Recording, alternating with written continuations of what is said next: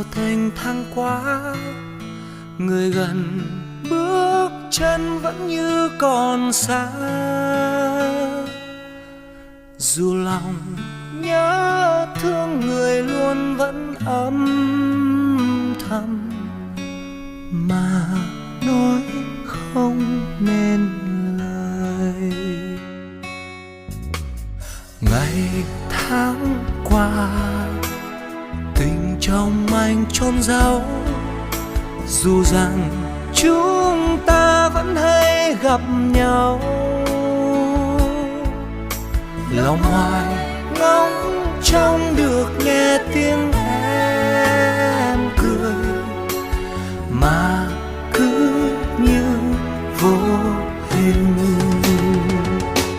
Người ơi, anh có biết em đang chờ lời yêu anh sâu kín, mà sao em vẫn thấy anh âm thầm, mình anh với cô đơn.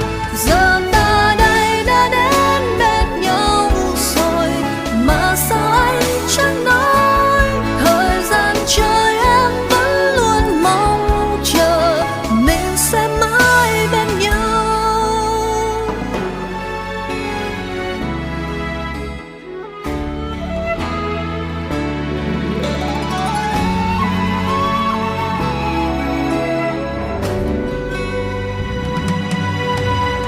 Người khuất xa, đường về sao thênh thang quá, người gần bước chân vẫn như còn xa.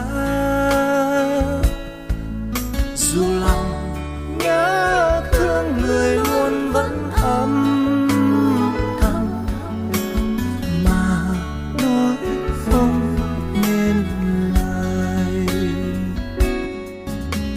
Ngày tháng qua, tình trong anh trọn dấu. Dù rằng chúng ta vẫn hay gặp nhau. Lòng hoài ngóng trông được nghe tiếng em cười, mà cứ như vô hình.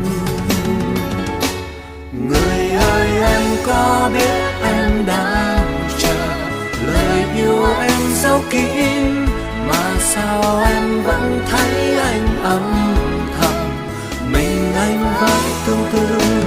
giờ ta đây đã đến bên nhau rồi, mà sao anh chẳng nói.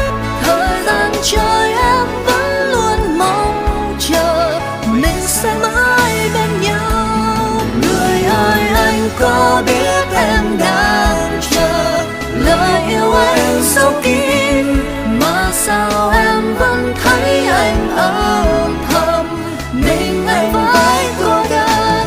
giờ ta đây đã đến bên nhau rồi, mà sao em chẳng nói. Thời gian trời em vẫn luôn mong chờ, mình sẽ mãi bên nhau. Người ơi, anh có biết em đang chờ lời yêu em sâu kín, Mà sao em vẫn thấy anh âm thầm, mình anh với cô đơn. giờ ta đây đã đến bên nhau rồi, mà sao em chẳng nói. Thời gian trời em vẫn luôn mong chờ, mình sẽ mãi bên nhau. Này người yêu hỡi, anh mong chờ sẽ không bao giờ cách xa.